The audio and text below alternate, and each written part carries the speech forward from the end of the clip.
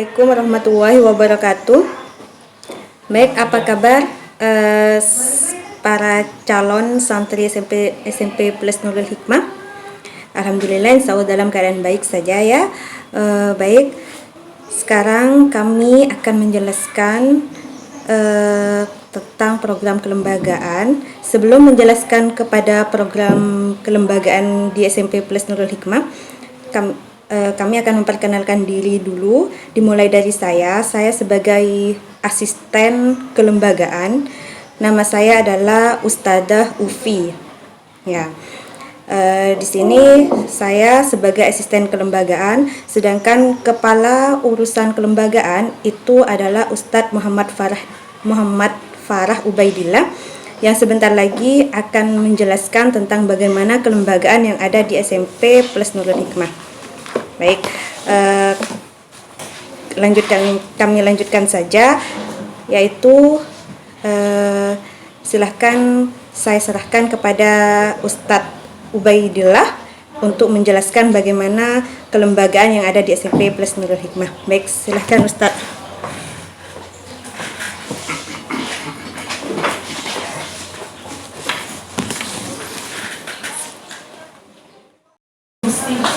Assalamualaikum warahmatullahi wabarakatuh.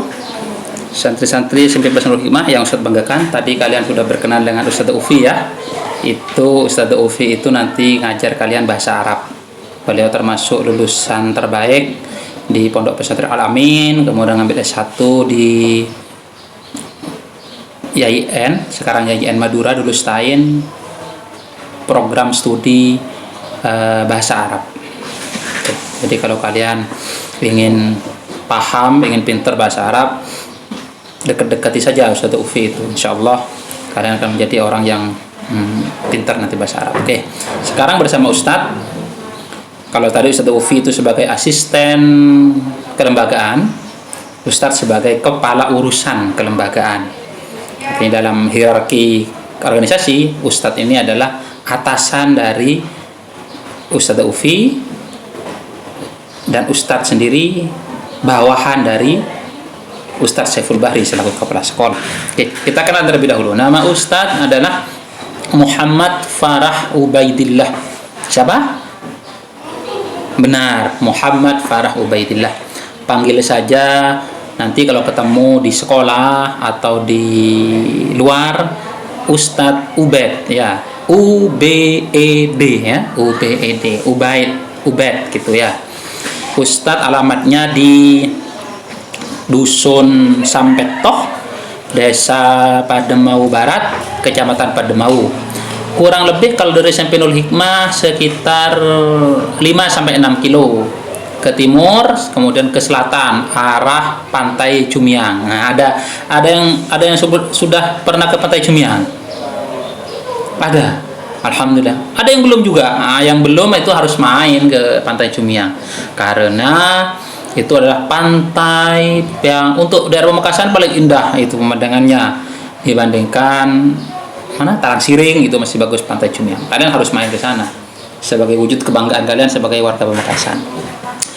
Untuk pendidikan, Ustadz SD-nya SD Pademau Barat 3. Setelah itu lulus tahun berapa? 96, 97 ya, 96. Kemudian ke MTSN Pademau, lulus tahun 99. Setelah itu Ustadz menalang buana, berjalan-jalan sampai ke Jombang, tepatnya di pesantren Tambak Beras, leluhurnya Presiden keempat kita Abdurrahman Wahid atau yang dikenal Gus Dur. Di sana Ustadz sampai 2004. Kemudian dari 2004 sampai 2006 Ustadz berangkat mondok lagi di Pondok Pesantren Sunan Pandanaran. 2 tahun Ustadz di sana. 2006 sampai 2007. Masa 2006-2007 Ustadz pernah di pesantren Darul Luwah di daerah Pelengahan. Tidak lama, sekitar 3-4 bulan. Setelah itu selesai 2007 Ustadz baru kuliah. Sampai 2011 lulus S1, lulusan jurusan tafsir hadis. 2011 sampai 2013 Ustadz ngambil S2 jurusan tafsir hadis juga. Kemudian 2013 akhir Ustadz balik ke Pamekasan. 2014 Ustadz mengajar di SMP Plus Nurul Hikmah sampai sekarang, dan juga punya kesibukan lain yaitu mengajar di IAIN Madura. Nah ini jaketnya IAIN Madura ini. IAIN Madura, karena Ustadz juga ngajar di sana kebetulan, bantu-bantu di sana. Doakan ya bisa sehat selalu sehingga terus bisa mengajar kalian. Untuk saat ini Ustadz ngajarnya di kelas 9, jadi kalian tidak akan bertemu dengan Ustadz sampai nanti kelas 9 insya Allah. Tapi kalau meskipun tidak ngajar, kalau ketemu di jalan, ketemu di kelas, ayo kita saling bertegur sapa. Karena bagaimanapun untuk di sekolah, Ustadz adalah pengganti dari orang tua kalian yang ada di rumah atau berada di kantor. Anak-anakku yang Ustadz banggakan, kalian harus mengikuti materi yang Ustadz berikan ini, karena nanti di tengah-tengah materi yang Ustadz sampaikan akan ada pertanyaan-pertanyaan yang harus kalian jawab nanti kalian kalau tidak mengikuti tuntas nanti tidak tahu pertanyaannya ada berapa, soalnya apa, jawabannya ada di mana, tidak tahu. Tapi kalau kalian mengikuti dari awal sampai akhir, insya Allah kalian akan bisa mengikuti, bisa menjawab pertanyaan-pertanyaan yang Ustadz berikan dengan baik. Apa ada rewardnya Ustadz? Insya Allah nanti akan ada pemilihan peserta MPLS terbaik. Nah, dari mana? Ya salah satunya komponen penilaiannya ini ada ketahuan mengikuti atau tidaknya dari cara menjawab soal-soal yang nanti Ustadz berikan. Oke. Anak-anakku yang Ustadz banggakan, pesan SMP Plus Nurul Hikmah itu berbeda dengan SMP lainnya. Di sini kita ada plusnya. Kenapa kok ada plusnya? Karena kita mengadopsi nilai-nilai kepesantrenan. Makanya kalian namanya, dari tadi Ustadz panggil kalian dengan nama santri, bukan dipanggil dengan nama siswa. Kalian nanti manggil guru-guru kalian bukan dengan bapak atau ibu, tapi dengan ustadz dan ustadzah. Itu secara simbol ingin menunjukkan bahwa kita ini yang kita bangun adalah budaya santri. Ya sama seperti santri-santri yang ada di pesantren. Kalau di Pamekasan misalnya Banyuanyar, pondok besar itu di daerah Pelengahan, atau Bata-Bata, atau kalau di Sumeneb misalnya Al-Amin. Jadi kalian meskipun berada di Nurul Hikmah, insya Allah kalau kalian mengikuti semua regulasi yang ada di sekolah ini, mengikuti semua kurikulum yang ada di sekolah ini, maka kalian tidak akan jauh berbeda dengan para santri. Kenapa? Kok Ustadz berani menjamin seperti itu? Di kelembagaan ini, di plusnya Nurul Hikmah ini, kalian nanti belajar namanya fikih, kalian belajar yang namanya akidah, kalian belajar yang namanya bahasa Arab, kalian nanti belajar yang namanya tarjim, menterjemah Al-Quran. Bahkan nanti seandainya ini pandemi atau COVID-19 ini segera selesai, kalian nanti bisa ikut ekstrakurikuler pembinaan cara baca kitab kuning seperti yang diajarkan di pesantren. Setidaknya kalau kalian tidak ikut nanti kitab kuning, tidak ikut, kalian sudah paham tentang, kalau tekun belajar fikihnya, kalian tidak akan kalah dengan lulusan pesantren. Dalam hal apa? Dalam hal mengetahui hukum-hukum jurisprudensi yang ada dalam agama Islam.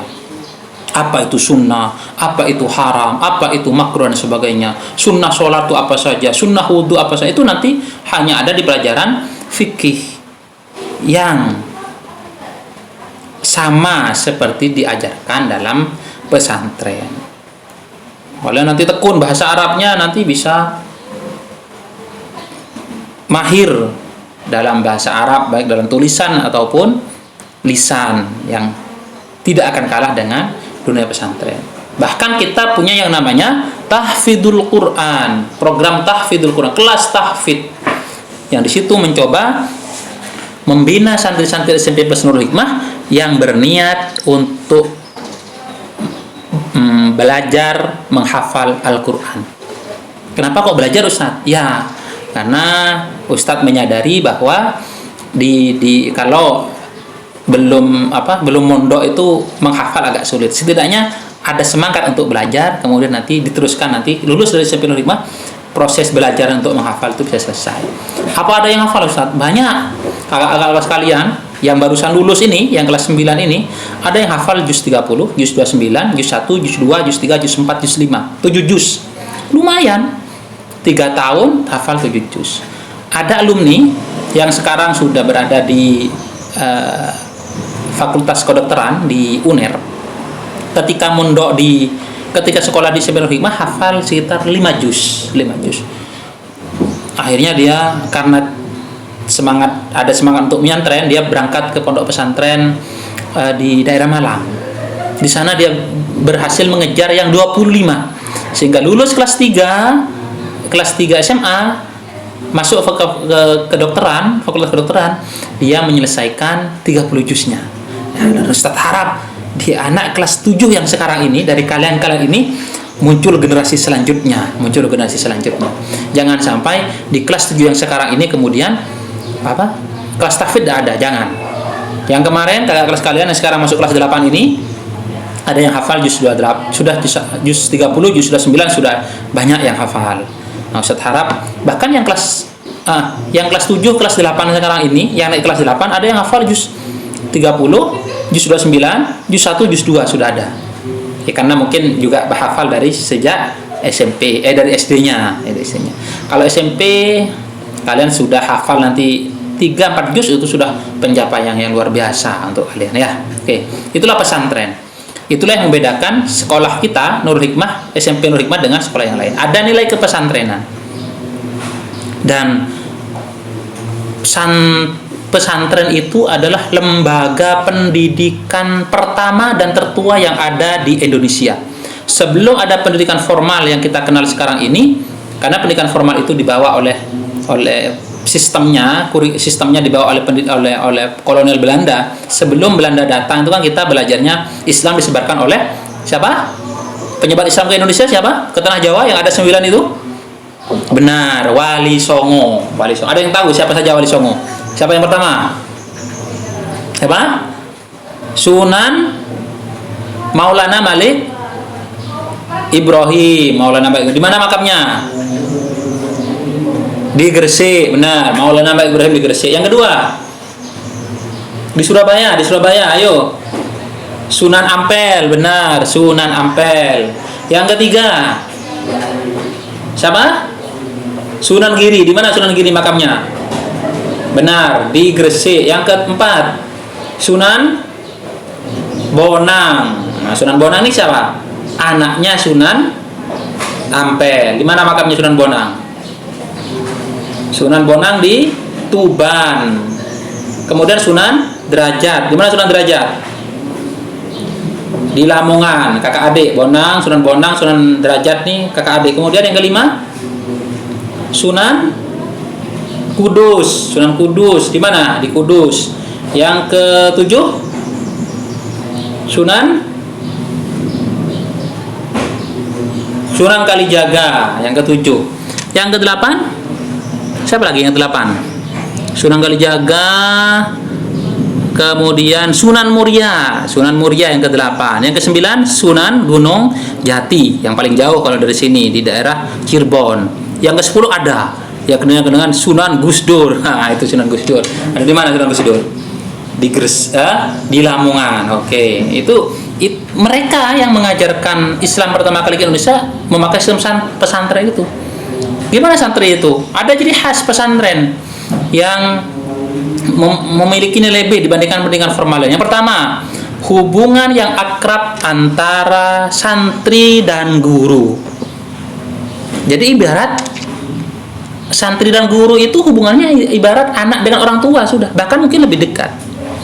Ustadz itu dulu ketika menyantren manggil ke guru itu manggilnya abah, manggilnya bapak, itu ya karena saking dekatnya itu. Ustadz kalau dulu ada masalah di pondok itu ya sowan, minta sowan itu artinya bertemu dengan kiai, kemudian kiai saya punya masalah ini diberi, oh gini solusinya, oh gini solusinya, gitu.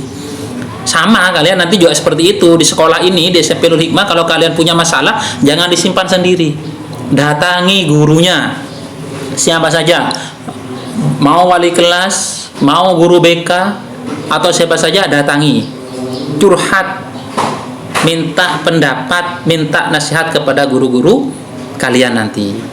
Karena hubungan antara santri dengan guru itu ibarat hubungan antara orang tua dengan anak yang mungkin tidak dimiliki oleh lembaga-lembaga lain.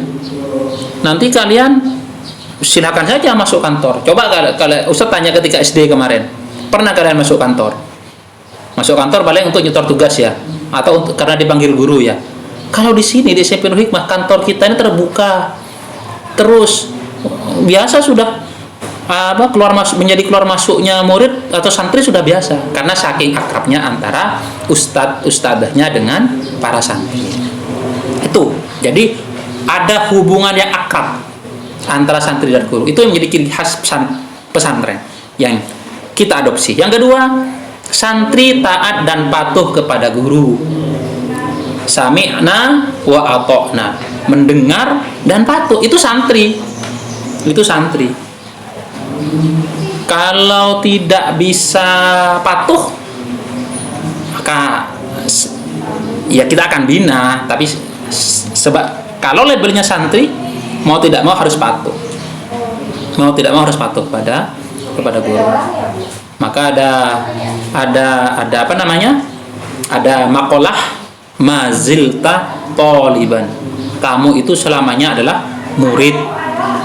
Sekarang kalian sudah SMP, kalian masih tetap harus patuh kepada guru kalian ketika masih di SD. Masih di SD itu harus patuh. Sama juga sekarang pun kalian ketika belajar bersama ustadz nanti di sekolah, di SMP Nurul Hikmah, kalian juga harus patuh, taat dan patuh kepada guru. Bukan hanya kepada guru, kepada semua peraturan yang ada di sekolah ini harus patuh. Itulah santri. Santri itu tidak banyak bicara, maksud tidak banyak bicara itu banyak bantah, enggak. Dia patuh. Selama peraturan itu membawa kebaikan, dia ikuti. Itulah santri. Kemudian santri itu mandiri dan sederhana. Maka kalian seberapapun mewahnya kehidupan kalian ketika berada di rumah, masuk Nurul Hikmah, tolong itu jangan, tidak usah dibawa hiasan, cincinnya, perhiasan lainnya tidak usah dibawa ke sekolah. Sederhana saja ke sekolah, ikuti aja peraturan yang ada. Semangat gotong royong dalam suasana penuh persaudaraan. Nanti kalian ada yang namanya pentas seni dan sebagainya. Disitulah persaudaraan kalian akan diuji. Bener enggak kalian ini sebagai santri? Kalau memang santri ya suka duka harus dilalui secara bersama di kelas itu. Jangan giliran suka saja mengaku sebagai warga kelas, ketika giliran duka kemudian bertindak semau gue kalau bahasa sekarang. Jadi namanya santri itu harus bergotong royong, harus bersaudara satu. Ibarat satu tubuh lah. Kaki yang sakit yang mengadu mana? Mulut. Itulah persaudaraan. Jadi kalau yang satu sakit, maka satu kelas, satu lingkungan itu juga merasa sakit. Disiplin. Santri terlatih hidup disiplin dan tirakat. Itu yang kelima. Jadi apa disiplinnya? Ya, nanti kalian di sini ada namanya duha. Tertib harus melaksanakan duha. Nanti kalian upacaranya kalian jam berapa? 6:30 kalau hari Senin. 6:30. Sekolah lain belum tentu 6:30 ada muridnya. Di Nurul Hikmah 6:30 sudah mulai upacara kalau hari Senin. Kemudian tirakat. Apa tirakatnya santri Nurul Hikmah? Tirakat santri Nurul Hikmah itu menghafal munjiat.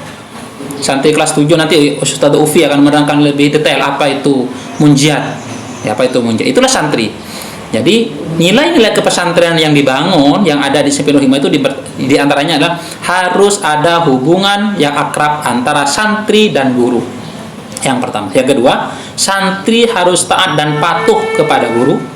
Yang ketiga, para santri itu hidupnya mandiri dan sederhana. Yang keempat, ada semangat gotong royong dan suasana penuh kekeluargaan. Dan yang kelima, santri itu terlatih hidup berdisiplin dan tirakat.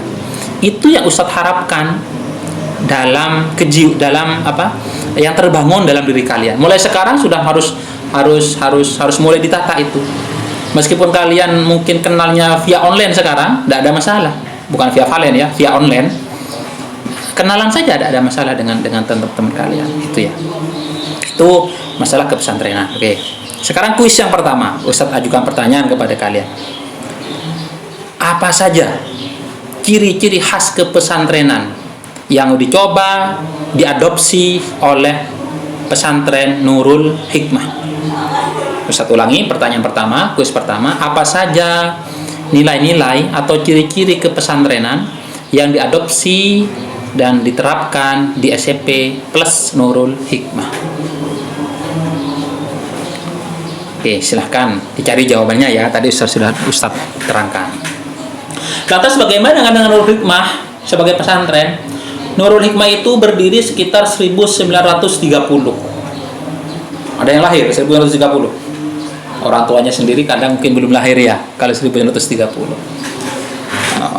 Zaman apa ini? Merdeka pun kita masih belum ya. Merdeka pun kita belum. Itu sudah asal mulanya Nurul Hikmah itu di sana. 1930. Di mana itu Ustadz? Di Jalan Kemuning. Dulu namanya dulu Jaret Dukon gitu namanya. Jaret Dukon. Dulu perkampungannya dulu namanya itu.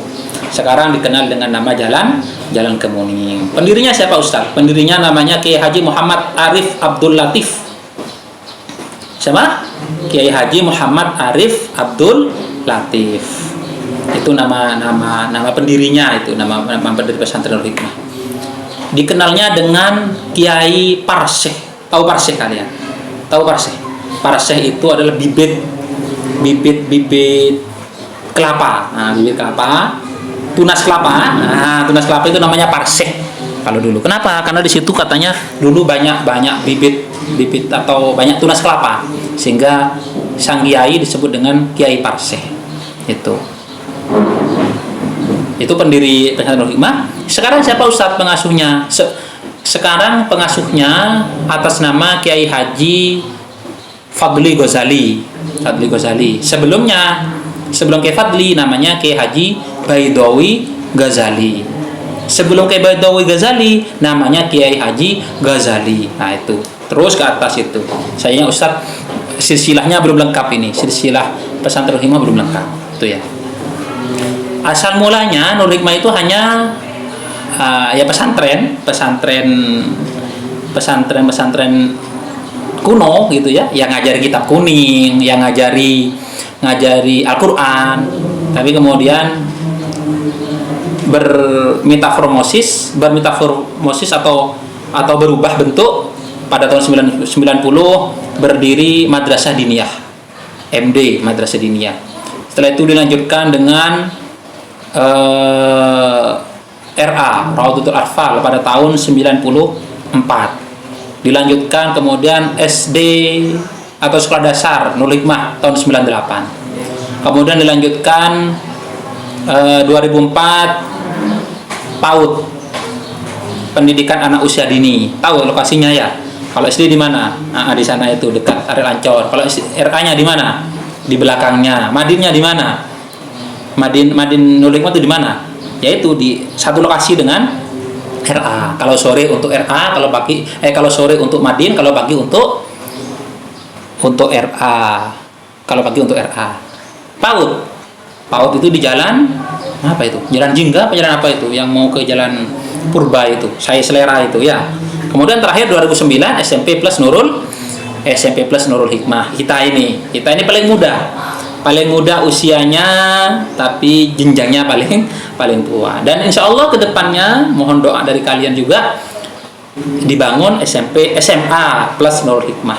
Bahkan kata ketua yayasan yang baru ini, nanti SMA-nya itu penjurusan. Kalau kalian ingin masuk kedokteran, nanti akan dididik kelas 2 akan dididik untuk bagaimana caranya nanti bisa tembus kedokteran. Ingin masuk akabri akan dididik agar bagaimana caranya masuk akabri. Ingin jadi insinyur akan dididik untuk bisa masuk ITS dan sebagainya. Doakan semoga saja tahun kalian lulus, sekolah itu sudah ada, kalian tidak perlu jauh-jauh, sekolah di belakang gedung ini ada SMA, nanti kalian bebas. Mau kedokteran sudah disediakan fasilitasnya. Nanti kita akan kerjasama dengan perguruan-perguruan tinggi yang ada di yang terkenal itu untuk membidani kalian, gitu ya. Mungkin itu saja dari Ustadz ya. Ustadz Ufi nanti akan menerangkan tentang munjiat. Apa itu munjiat? Apa saja menjadi tanggung jawab kalian yang harus kalian hafalkan selama berada di sekolah ini. Oh ya, pertanyaan terakhir dari Ustadz, ada 2 kuis. Kuis yang kedua. Tahun berapa pesantren Nurul Hikmah itu didirikan? Pertanyaan nomor 2, tahun berapa pesantren Nurul Hikmah itu didirikan? Pertanyaan ketiga, siapakah nama pendiri pesantren Nurul Hikmah? Siapakah nama pendiri pesantren Nurul Hikmah? Yang keempat, sebutkan urutan-urutan berdirinya pendidikan formal yang berada di SMP Plus Nurul Hikmah.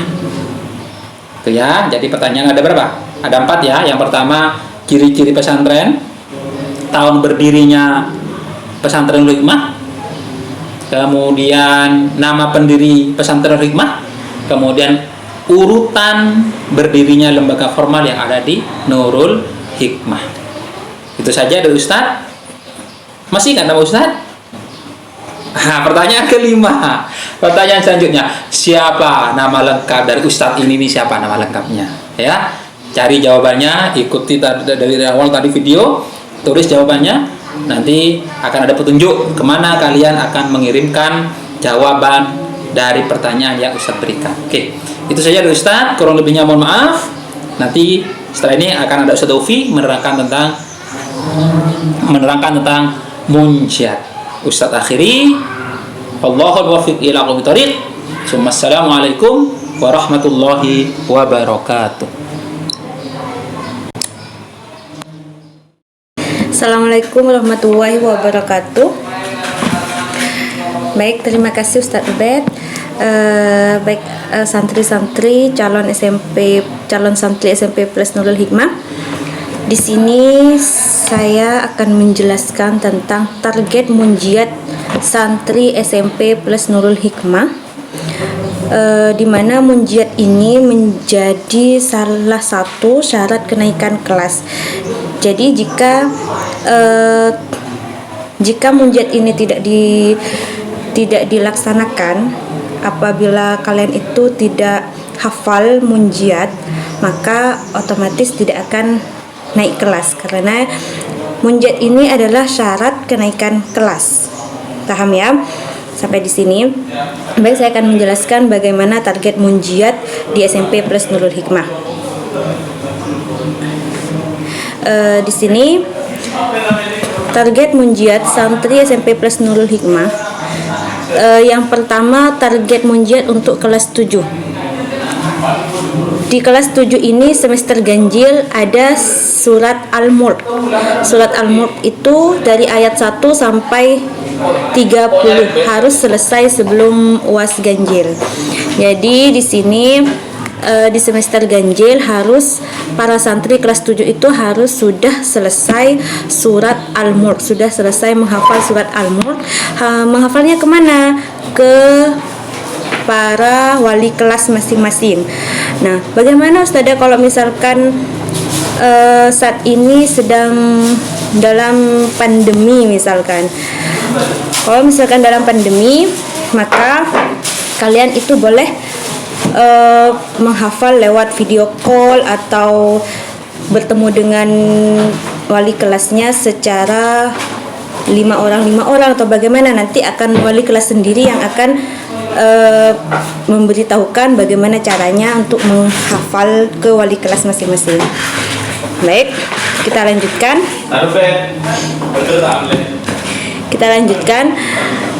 Surat Al-Mulk ini di semester ganjil harus selesai sebelum UAS ganjil. Jadi boleh nyicil 5 ayat, boleh 1 kali setor. Nanti kami akan memberikan buku kontrol kelembagaan kepada para santri. Di situ ada tanda tangan wali kelas sebagai bukti bahwa kalian sudah menghafal, entah 1 kali setor ataupun 5 ayat seperti itu. Nah, di semester genap nanti ke surat Al-Buruj. Setelah surat Al-Mulk, maka kalian harus menghafal, menyelesaikan surat Al-Buruj ayat 1 sampai 22. Itu harus selesai sebelum UKK, maaf ya, ini bukan UAS atau UKK ya, ini sekarang sudah K13, maka setelah PAS atau PAT penilaian akhir tahun semester genap ya. Maaf, ini mungkin salah ketik, bukan UAS ya, tapi PAS dan juga PAT. Nah, seperti itu. Itu target munjiat kelas 7. Sebentar lagi kan kalian itu kelas 7. Maka sebentar lagi yang kalian hafalkan adalah surat Al-Mulk. Boleh menyicil ke wali kelas. Nanti bisa menghubungi wali kelasnya bagaimana cara menghafalnya, bertemu dengan wali kelas atau melewati video call, itu tergantung dengan kebijakan wali kelasnya masing-masing. Baik, yang kedua, target munjiat kelas 8. Target munjiat kelas 8 di sini untuk semester ganjil yaitu targetnya surat Yasin. Surat Yasin ayat 1 sampai 40 harus selesai sebelum PAS ganjil. Ini ayat 1 sampai 40 sama ya seperti tadi, bisa nyicil, bisa 1 kali setor ke wali kelas. Wali kelas nanti akan berubah, akan berubah-ubah. Misalkan kelas 7, awalnya kelas 7, wali kelasnya Ustadzah si A misalkan. Nanti akan di kelas 8 juga beda gitu. Beda, bukan Ustadzah itu lagi, tapi kita rollingan ya. Nah, seperti itu. Untuk semester genap yaitu ada surat Yasin ayat 41 sampai 83 juga harus selesai sebelum PAT. Nah, itu target munjiat kelas 8. Terus target munjiat kelas 9. Nah, kelas 9 ini apa? Yaitu mengulang 3 surat yang dari kelas 7 sampai kelas 8 itu, yaitu surat Al-Buruj yang harus selesai sebelum PTS ganjil, surat Al-Mulk yang harus selesai sebelum PTS ganjil, surat Yasin dari ayat 1 sampai 83 yang harus selesai sebelum PAS ganjil. Nah, jadi untuk kelas 9 ini mengulang 3 ayat tersebut, surat Al-Buruj, surat Al-Mulk, dan surat Yasin. Nah, untuk semester genap, santri diwajibkan menyetor hafalan 3 surat tersebut ke pengasuh waktu ditentukan. Jadi nanti di semester genap santri bisa menyetorkan 3 hafalan itu ke pengasuh ya. Nanti waktunya ditentukan. Nah, sebenarnya munjiat itu bukan hanya 3, tapi ada 7 ya. Di sini yang kami wajibkan hanya ada 3. Nah, kalau misalkan mau nambah Ustadzah bagaimana? Kalau mau nambah, ada nanti di buku kontrol kelembagaan tambahan untuk surat munjiat tambahan. Kalian boleh menambah ke wali kelasnya. Misalkan surat Al-Insan misalkan. Saya mau nambah surat Al-Insan. Silakan. Nanti di kelas 9 akan ada pemilihan santri fenomenal. Bagi yang lebih banyak surat munjiat, lebih banyak menghafal surat munjiat lebih dari 3 atau misalkan sampai 7 munjiat dihafalkan semua, maka akan dinobatkan sebagai santri fenomenal. Seperti itu.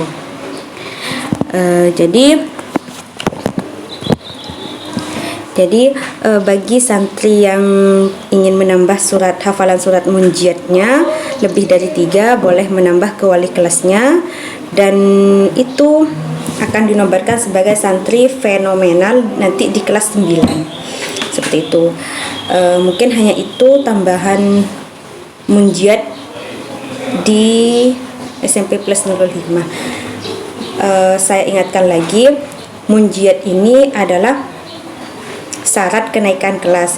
Jadi Ustadzah mohon mulai sekarang mungkin sudah bisa menyicil hafalan surat-surat Al-Mulk itu, dan nanti jika sudah siap bisa disetorkan ke wali kelas. Mungkin terima kasih itu dari kami sebagai kelembagaan. Kurang lebihnya mohon maaf jika ada kata-kata kami yang kurang berkenan. Wabillahi taufiq wal hidayah. Wassalamualaikum warahmatullahi wabarakatuh.